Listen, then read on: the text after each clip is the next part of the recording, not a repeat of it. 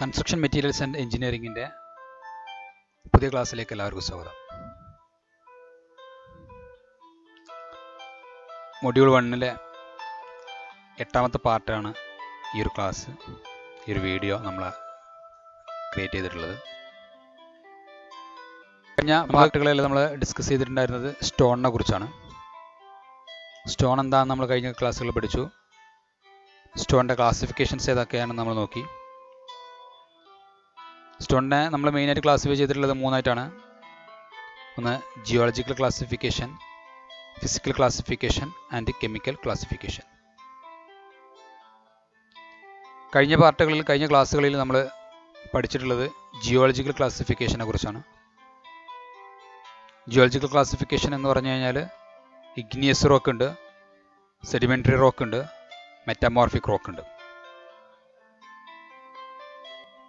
ഈ ക്ലാസ്സിലൂടെ നമ്മൾ പഠിക്കുന്നത്, ഈ പാർട്ടിലൂടെ നമ്മൾ പഠിക്കുന്നത് ഫിസിക്കൽ ക്ലാസിഫിക്കേഷനെ കുറിച്ചാണ്. ഫിസിക്കൽ ക്ലാസിഫിക്കേഷനിലുള്ള സബ് ക്ലാസിഫിക്കേഷൻസ് ഏതൊക്കെയാണെന്നുള്ളത് നമ്മൾ കഴിഞ്ഞ ക്ലാസ്സുകളിൽ മനസ്സിലാക്കിയിട്ടുണ്ട്. Stratified rock, unstratified rock, foliate rock. നമ്മൾ ഈ ഒരു ക്ലാസ്സിലൂടെ പഠിക്കുന്നത് ഫിസിക്കൽ ക്ലാസിഫിക്കേഷനെ കുറിച്ചാണ്. അപ്പം ഫിസിക്കൽ ക്ലാസിഫിക്കേഷൻ എന്താണെന്നാണ് ആദ്യം നോക്കുന്നത്. This classification is based on the physical properties like structure, indicating the arrangement of particles of rock. Physical classification അടിസ്ഥാനപ്പെടുത്തിയിട്ടുള്ളത് റോക്സിൻ്റെ ഫിസിക്കൽ പ്രോപ്പർട്ടീസിനെ ബേസ് ചെയ്തിട്ടാണ്. ഫിസിക്കൽ ക്ലാസിഫിക്കേഷൻ നമ്മൾ അടിസ്ഥാനപ്പെടുത്തിയിട്ടുള്ളത് റോക്സിൻ്റെ ഫിസിക്കൽ പ്രോപ്പർട്ടീസിനെ ബേസ് ചെയ്തിട്ടുള്ളതാണ്.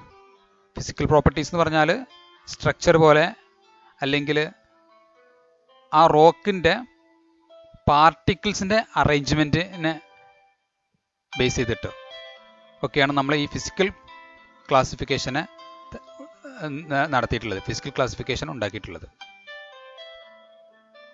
ഒരു റോക്ക് എങ്ങനെയാണ് ഇരിക്കുന്നത്, അതിനെ കാണുമ്പോൾ എങ്ങനെയാണ് ഉണ്ടാവുക, അതിൻ്റെ സ്ട്രക്ചർ എങ്ങനെയാണ് എന്നതിനെ അടിസ്ഥാനപ്പെടുത്തിയിട്ട്. അതുമാത്രമല്ല, അല്ലെങ്കിൽ നമ്മൾ ഇങ്ങനെ പറയും, ഒരു റോക്ക് നമ്മൾ കാണുന്ന സമയത്ത് അതിൻ്റെ സ്ട്രക്ചർ ഏത് രീതിയിലാണ് കിടക്കുന്നത്, അല്ലെങ്കിൽ അതിൻ്റെ പാർട്ടിക്കിൾസ് എങ്ങനെയാണ് അറേഞ്ച് ചെയ്തിട്ടുള്ളത്, എങ്ങനെയാണ് അതിൻ്റെ പാർട്ടിക്കിൾസിൻ്റെ ആ ഒരു റോക്കിൽ അറേഞ്ച് ചെയ്തിട്ടുള്ളത്, അതിനൊക്കെ ബേസ് ചെയ്തിട്ടാണ് നമ്മൾ ഫിസിക്കൽ ക്ലാസിഫിക്കേഷൻ ചെയ്യുന്നത്. ഫിസിക്കൽ ക്ലാസിഫിക്കേഷനെ നമ്മൾ നേരത്തെ പറഞ്ഞ പോലെ 3ആയി തിരിച്ചിട്ടുണ്ട്. ഫസ്റ്റത്തേത് സ്ട്രാറ്റിഫൈഡ് റോക്ക്, രണ്ടാമത് അൺസ്ട്രാറ്റിഫൈഡ് റോക്ക്, മൂന്നാമത് ഫോളിയേറ്റഡ് റോക്ക്. നമുക്ക് ഓരോ സബ് ക്ലാസിഫിക്കേഷനിലേക്കും പോയി നമ്മൾ സ്ട്രാറ്റിഫൈഡ് റോക്ക് എന്താണെന്ന് നോക്കാം. സ്ട്രാറ്റിഫൈഡ് റോക്ക് എന്ന് പറഞ്ഞു കഴിഞ്ഞാൽ these rocks which shows distinct signs of layers and can be easily splitted up into layers. Stratified rock നമുക്കതിൻ്റെ ലെയേഴ്സിനെ വ്യക്തമായി തെളിഞ്ഞ് കാണാൻ സാധിക്കും. ഓരോ ലെയറുകളെയും, അതിലുള്ള ലെയറുകളൊക്കെ നമുക്ക് കറക്റ്റായിട്ട് വ്യക്തമായിട്ട് തെളിഞ്ഞ് കാണാൻ സാധിക്കും എന്നുള്ളതാണ് സ്ട്രാറ്റിഫൈഡ് റോക്കിൻ്റെ ഒരു പ്രത്യേകത. അതുമാത്രമല്ല, അതിനെ നമുക്ക് ലെയറുകളായിട്ട് പെട്ടെന്ന് സ്പ്ലിറ്റ് ചെയ്ത് എടുക്കാനും സാധിക്കും. അതിനെ ഓരോ ലെയറുകളായിട്ട് നമുക്ക് വളരെ എളുപ്പത്തിൽ തന്നെ സ്പ്ലിറ്റ് ചെയ്തിട്ട് മാറ്റിയെടുക്കാനും സാധിക്കും. അതാണ് സ്ട്രാറ്റിഫൈഡ് റോക്ക്. അത്തരത്തിലുള്ള റോക്കിനെയാണ് നമ്മൾ സ്ട്രാറ്റിഫൈഡ് റോക്ക് എന്ന് പറയാം. ആ റോക്കിനെ നമുക്ക് കാഴ്ചയിൽ തന്നെ മനസ്സിലാക്കാം, അത് ഒരുപാട് ലെയറുകൾ കൂടി ചേർന്നിട്ടുള്ള റോക്കാണ് എന്ന് നമുക്ക് മനസ്സിലാക്കാം. രണ്ടാമത്, ആ റോക്കിനെ നമുക്ക് ലെയർ ബൈ ലെയറായിട്ട് വളരെ എളുപ്പത്തിൽ തന്നെ മാറ്റിയെടുക്കാനും സ്പ്ലിറ്റ് ചെയ്തെടുക്കാനും സാധിക്കും എന്നുള്ളതാണ് സ്ട്രാറ്റിഫൈഡ് റോക്കിൻ്റെ പ്രത്യേകത. അതിന് ഉദാഹരണം പറയുന്നത് സാൻഡ് സ്റ്റോണ്, ലൈം സ്റ്റോൺ ഒക്കെയാണ്. അപ്പോൾ നമുക്ക് ചിത്രത്തിൽ കാണാം, ഒരു സാൻഡ് സ്റ്റോണിൻ്റെ ഇമേജ് കാണാം. സാൻഡ് സ്റ്റോണിൻ്റെ ഇമേജിൽ കണ്ടില്ലേ, അതിന് ആ ഒരു കല്ലിൻ്റെ ഇമേജ് കാണുമ്പോൾ തന്നെ നമുക്കറിയാം അത് ഒരുപാട് ലെയറുകൾ കൂടി ചേർന്നിട്ടുള്ള ഒരു റോക്കാണ്. അപ്പോൾ ഈ ഒരു കാഴ്ചയിൽ തന്നെ നമുക്ക് മനസ്സിലാക്കാം ഈ ഒരു റോക്ക് സ്ട്രാറ്റിഫൈഡ് റോക്കാണ്. അതുമാത്രമല്ല, അതിനെ ആ ഓരോ ലെയറുകളെയും, അല്ലെങ്കിൽ ഈ ഒരു സ്റ്റോൺ നമുക്ക് ലെയർ ബൈ ലെയറായിട്ട് സ്പ്ലിറ്റ് ചെയ്തെടുക്കാനും വളരെ പെട്ടെന്ന് സാധിക്കും എന്നുള്ളതാണ്. നെക്സ്റ്റ് നമ്മൾ സ്ട്രാറ്റിഫൈഡ് റോക്കാണ്.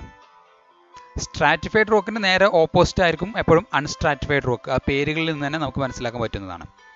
അപ്പോൾ എന്താണ് അൺസ്ട്രാറ്റിഫൈഡ് റോക്ക് നമുക്ക് നോക്കാം. These rocks do not show definite signs of layers and cannot be splitted up into layers. ഇത്തരത്തിലുള്ള റോക്കിൽ ഒരിക്കലും നമുക്ക് അതിൻ്റെ ലെയറുകളെ നമുക്ക് തെളിഞ്ഞു കാണാൻ സാധിക്കില്ല, അല്ലെങ്കിൽ അതിൻ്റെ ലെയറുകൾ മനസ്സിലാക്കാൻ സാധിക്കില്ല. കാഴ്ചയിൽ നമുക്ക് അതിൻ്റെ ലെയറുകൾ നമുക്ക് മനസ്സിലാക്കാൻ സാധിക്കില്ല. കാരണം അതൊരു സോളിഡ് പീസായിട്ട് നമുക്ക് തോന്നുള്ളൂ, ഒറ്റൊരു പീസായിട്ട് തോന്നുള്ളൂ, ഒരേ ടെക്സ്ചറുള്ള ഒരു പീസായിട്ട് നമുക്ക് തോന്നുള്ളൂ. അതിൽ നമുക്ക് പ്രത്യേകം നേരത്തെ നമ്മൾ സാൻഡ് സ്റ്റോണിനെ കണ്ട പോലെയുള്ള ലെയറുകളൊന്നും ഇതിൽ കാണാൻ കിട്ടൂല. അതാണ് അൺസ്ട്രാറ്റിഫൈഡ് റോക്ക്. അത് മാത്രമല്ല, അതിനെ നമുക്ക് ഓരോ ലെയറുകളായിട്ട് സ്പ്ലിറ്റ് ചെയ്യാൻ അത്ര എളുപ്പമല്ല. സ്ട്രാറ്റിഫൈഡ് റോക്കിനെ നമുക്ക് എങ്ങനെ ലെയർ ബൈ ലെയർ ആയിട്ട് സ്പ്ലിറ്റ് ചെയ്യാൻ സാധിച്ചോ അതേപോലെ ഒരിക്കലും അൺസ്ട്രാറ്റിഫൈഡ് റോക്കിനെ നമുക്ക് ലെയർ ബൈ ലെയർ ആയിട്ട് സ്പ്ലിറ്റ് ചെയ്യാൻ സാധിക്കുകയില്ല. അപ്പോൾ അതാണ് അൺസ്ട്രാറ്റിഫൈഡ് റോക്ക്. അതായത് ഇതിൻ്റെ ഒരിക്കലും നമുക്ക് അതിൻ്റെ ലെയറുകളെ നമുക്ക് തെളിഞ്ഞു കാണാൻ അല്ലെങ്കിൽ വ്യക്തമായി കാണാൻ അല്ലെങ്കിൽ മനസ്സിലാക്കാനൊന്നും സാധിക്കില്ല. കാഴ്ചയിൽ ഒരിക്കലും നമുക്കതിൻ്റെ ലെയറുകൾ കാണൂല. അതൊരൊറ്റ സോളിഡ് ആയിട്ടുള്ള ഒറ്റ പീസായിട്ടാണ് നമുക്ക് തോന്നുള്ളൂ. അതുമാത്രമല്ല, അതിനെ നമുക്ക് ലെയർ ബൈ ലെയർ ആയിട്ട് സ്പ്ലിറ്റ് ചെയ്യാൻ സാധിക്കില്ല. അതിന് ഉദാഹരണം പറഞ്ഞാൽ നമ്മൾ ഗ്രാനൈറ്റ് ആണ്, പിന്നെ ബസാൾട്ട്, ട്രാപ്പൊക്കെ അതിൻ്റെ ഉദാഹരണങ്ങളാണ്. ഗ്രാനൈറ്റ് നമുക്കറിയാം ഒരൊറ്റ പീസാണ്, അതായത് എല്ലായിടത്തും ഒരേ ഡിസൈനുള്ള ഒരൊറ്റ പീസാണ്. അതിനെ നമ്മൾ പിന്നെ കട്ട് ചെയ്തെടുക്കുന്നത്, സ്പ്ലിറ്റ് ചെയ്തെടുക്കുകയല്ല ചെയ്യുന്നത്. ശരിക്കും നമ്മൾ കട്ട് ചെയ്തെടുക്കുക ചെയ്യുന്നത്, ബ്ലേഡ് വെച്ചിട്ട് സോ വെച്ചിട്ട് നമ്മൾ കട്ട് ചെയ്ത് മാറ്റുക ചെയ്യുന്നത്. അതൊരൊറ്റ ഒരു മോണോ പീസായിട്ടാണ് നമുക്ക് ഫീൽ ചെയ്യുന്നത്. അതാണ് അൺസ്ട്രാറ്റിഫൈഡ് റോക്ക്. ഇത് നമ്മൾ പറയുന്നത് റോക്സ് ആണ്. ആ പേരിൽ തന്നെ നമുക്കതിനെ കുറിച്ച് ഏകദേശം ധാരണ കിട്ടും. These rocks are those which can be splitted to thin sheets. Foliated റോക്കിൻ്റെ പ്രത്യേകത എന്ന് പറഞ്ഞാൽ അതിനെ തിൻ ഷീറ്റായിട്ട് നമുക്ക് സ്പ്ലിറ്റ് ചെയ്തെടുക്കാൻ പറ്റും എന്നുള്ളതാണ്. അതിന് ഉദാഹരണം പറയുന്നത് സ്ലേറ്റ് ആണ്. ചിത്രത്തിൽ കണ്ടാൽ നമുക്ക് മനസ്സിലാക്കാം. ആ സ്ലേറ്റിൽ കണ്ടാൽ തന്നെ അറിയാം ഓരോ ലെയറുകളും ഒന്നിൻ്റെ മുകളിൽ ഒന്ന് വെച്ചതുപോലെ ഉണ്ട് അല്ലേ. വളരെ പെട്ടെന്ന് നമുക്കതിനെ സ്പ്ലിറ്റ് ചെയ്തെടുക്കാൻ പറ്റും. അതിൻ്റെ ആ ഒരു ഫോൾഡുകൾ അല്ലെങ്കിൽ ആ ഒരു ഒന്നിൻ്റെ മുകളിൽ മറ്റൊന്ന് വെച്ച് കറക്റ്റ് വെച്ചതുപോലെ ഉണ്ട്. അത് വെറുതെ ഒട്ടിച്ചു വെച്ച അല്ലെങ്കിൽ വെറുതെ അടുക്കി വെച്ച പോലെയാണ് നമുക്കതിനെ ഫീൽ ചെയ്യുക. അതാണ് ഫോളിയേറ്റഡ് റോക്ക് എന്ന് പറഞ്ഞാൽ. അതിൽ നിന്ന് നമുക്ക് വളരെ പെട്ടെന്ന് അതിനെ തിൻ ഷീറ്റായിട്ട് അതിനെ നമുക്ക് സ്പ്ലിറ്റ് ചെയ്യാൻ സാധിക്കും എന്നുള്ളതാണ് ഫോളിയേറ്റഡ് റോക്കിൻ്റെ പ്രത്യേകത. അപ്പോൾ അതിൽ ക്ലാസിഫിക്കേഷനിൽ പഠിച്ചിട്ടുള്ളത് സ്ട്രാറ്റിഫൈഡ് റോക്കിനെ കുറിച്ച് പഠിച്ചു, അൺസ്ട്രാറ്റിഫൈഡ് റോക്കിനെ കുറിച്ച് പഠിച്ചു, ഫോളിയേറ്റഡ് റോക്കിനെ കുറിച്ച് പഠിച്ചു. എന്തൊക്കെയാണ് നമ്മൾ ഇതിനെക്കുറിച്ച് പഠിച്ചതുള്ളത്? സ്ട്രാറ്റിഫൈഡ് റോക്ക് എന്ന് പറഞ്ഞാൽ ഡിസ്റ്റിങ്ക്റ്റ് ലെയേഴ്സ് ആയിട്ടുള്ള ഒരു റോക്കാണ് അല്ലേ. അതിൻ്റെ ലെയേഴ്സ് നമുക്ക് വ്യക്തമായിട്ട് കിട്ടും എന്നുള്ളതാണ്. Unstratified Roko no distinct layers, അത്ര വലിയ വ്യക്തത ഒന്നും ഉണ്ടാവില്ല അതിൻ്റെ ലെയേഴ്സുകൾ, അല്ലെങ്കിൽ നമുക്കങ്ങനെ വ്യക്തമായിട്ട് അതിൻ്റെ ലെയേഴ്സിനെ കാണാൻ കിട്ടുമൊന്നുമില്ല.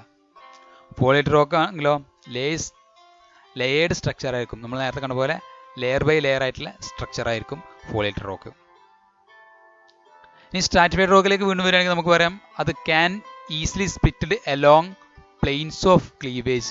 അതിൻ്റെ ആ പ്ലെയിൻസ് ഓഫ് ക്ലീവേജിലൂടെ നമുക്ക് എന്ത് ചെയ്യാം, അതിനെ വളരെ പെട്ടെന്ന് തന്നെ സ്പ്ലിറ്റ് ചെയ്ത് മാറ്റാം അല്ലെങ്കിൽ വേർതിരിച്ചെടുക്കാം എന്നുള്ളതാണ് സ്ട്രാറ്റിഫൈഡ് റോക്കിൻ്റെ പ്രത്യേകത. Can easily split along plane of cleavage. അതിൻ്റെ ആ പ്ലെയിൻ ഓഫ് ക്ലീവേജിലൂടെ നമുക്ക് അതിനെ വളരെ പെട്ടെന്ന് സ്പ്ലിറ്റ് ചെയ്തെടുക്കാം. അൺസ്ട്രാറ്റിഫൈഡ് റോക്കിൻ്റെ പ്രത്യേകത എന്താ? Can split in decide layers. അതിനെ നമുക്ക് അങ്ങനെ ഡിസൈഡ് ലെയേഴ്സ് ആയിട്ടൊന്നും സ്പ്ലിറ്റ് ചെയ്തെടുക്കാൻ സാധിക്കൂല എന്നുള്ളതാണ് അൺസ്ട്രാറ്റിഫൈഡ് റോക്കിൻ്റെ പ്രത്യേകത. ഇനി ഫോളിയേറ്റഡ് റോക്കിലേക്ക് പോവുകയാണെങ്കിൽ split easily along plane of foliation. അതിൻ്റെ ആ മടക്കുകളിലൂടെ അല്ലെങ്കിൽ ആ ഫോളിയേഷനിലൂടെ അല്ലെങ്കിൽ അതിൻ്റെ ആ ലെയറുകൾ നമുക്ക് വ്യക്തമായിട്ട് കിട്ടുന്നത് കൊണ്ട് തന്നെ ആ ഓരോ ഇതളുകളിലും ആ ഓരോ ഓരോ ലെയറിൽ ഓരോ ഫോളിയേഷനിലൂടെയും നമുക്ക് അതിനെ ഈസി ആയിട്ട് വേർതിരിച്ചെടുക്കാൻ സാധിക്കുന്നതാണ്. വളരെ ഈസി ആയിട്ട് വേർതിരിച്ചെടുക്കാൻ സാധിക്കും എന്നുള്ളതാണ്.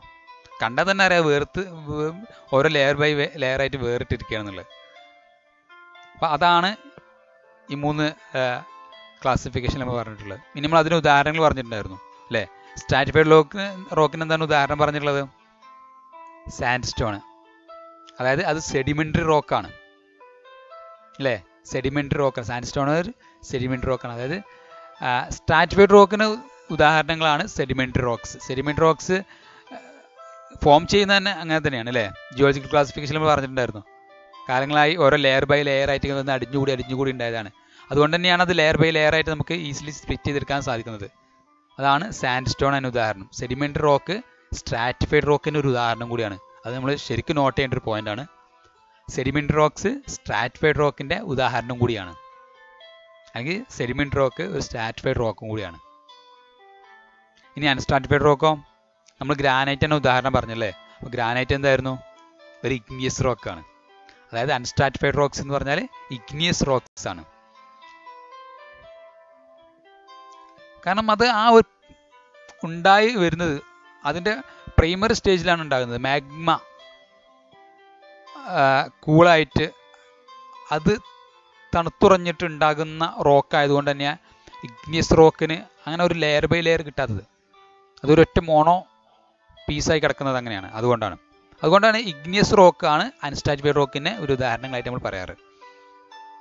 അപ്പം ഇഗ്നിയസ് റോക്ക് എന്തിന് ഉദാഹരണമാണ്? അൺസ്ട്രാറ്റിഫൈഡ് റോക്കിന് കൂടി ഉദാഹരണമാണ് അല്ലേ? അതിന് ഗ്രാനൈറ്റ് നമ്മൾ പറയാറുണ്ട് ഇഗ്നിയസ് റോക്കിൽ. ഇനി ഫോളേറ്റ് റോക്കിനോ? മൂന്നാമത്തെ സംഭവം ഇതാണ് മെറ്റാമോർഫിക് റോക്സ് അല്ലേ? അതിൻ്റെ ഫിസിക്കലി അല്ലെങ്കിൽ കെമിക്കലി ഒക്കെ ചേഞ്ചസ് പ്രഷർ കൊണ്ടോ ടെമ്പറേച്ചർ കൊണ്ടൊക്കെ ഉണ്ടാകുന്ന റോക്സാണ് മെറ്റാമോർഫിക് റോക്സ് എന്ന് പറഞ്ഞാൽ. അതുകൊണ്ട് തന്നെയാണ് അതൊരു ഫോളിയേറ്റഡ് ആയിട്ട് കിടക്കുന്നതും ഓരോ ലെയർ ബൈ ലെയർ ആയിട്ട് നമുക്ക് കാണാൻ പറ്റുന്നതും എടുത്ത് ഉപയോഗിക്കാൻ പറ്റുന്നതും. അപ്പം മെറ്റാമോർഫിക് റോക്സ് ഫോളിയേറ്റ് റോക്സും കൂടി ഉദാഹരണമാണ്. അപ്പം ഇത്രയും കാര്യങ്ങൾ പഠിച്ചില്ലേ? ഫിസിക്കൽ ക്ലാസിഫിക്കേഷനാണ് നമ്മൾ ഈ ഒരു ക്ലാസ്സിലൂടെ നമ്മൾ ഡിസ്കസ് ചെയ്തിട്ടുള്ളത്. ഫിസിക്കൽ ക്ലാസിഫിക്കേഷൻ നമ്മൾ മൂന്നായി തരംതിരിച്ചിട്ടുണ്ട്: stratified rock, unstratified rock, foliate rock. Stratified rock എന്ന് പറഞ്ഞാൽ ഡിസ്റ്റിങ്ക്റ്റ് ലെയർ ആണ്, can easily split along plane of cleavage ആണ്. അതിന് ഉദാഹരണമാണ് സെഡിമെൻ്ററി റോക്ക്, അതായത് സാൻഡ്സ്റ്റോൺ. പിന്നെ അൺസ്ട്രാറ്റിഫൈഡ് റോക്ക് നമ്മൾ പറഞ്ഞിട്ടുണ്ടായിരുന്നത് അത് നോ ഡിസ്റ്റിങ്ക്റ്റ് ലെയേഴ്സ് ആണ്, can split in decide layers. അതിനൊരിക്കലും നമ്മൾ ഒരു ലെയറുകളായിട്ടൊന്നും സ്പ്ലിറ്റ് ചെയ്യാൻ സാധിക്കില്ല. അതുപോലെ തന്നെ അത് ഇഗ്നിയസ് റോക്കിൻ്റെ ഒരു ഉദാഹരണം കൂടിയാണ്. അതാണ് ഗ്രാനൈറ്റ്. ഇനി ഫോളേറ്റ് റോക്കിനെ കുറിച്ചാണ് നമ്മൾ മൂന്നാമത് പറഞ്ഞിട്ടുള്ളത്. അത് ലെയേർഡ് സ്ട്രക്ചർ ആയിട്ടാണ് നമുക്ക് ഫീൽ ചെയ്യുന്നത്. അത് നമുക്ക് അതിൻ്റെ ആ ഫോളിയേഷനിലൂടെ, പ്ലെയിൻ ഓഫ് ഫോളിയേഷനിലൂടെ വളരെ പെട്ടെന്ന് തന്നെ സ്പ്ലിറ്റ് ചെയ്തെടുക്കാൻ സാധിക്കും. Split easily along planes of foliations. Metamorphic റോക്സിന് ഉദാഹരണമാണത്. ഒരു സ്ലേറ്റാണ് നമ്മൾ അതിന് ഉദാഹരണം പറഞ്ഞിട്ടുണ്ടായിരുന്നത്.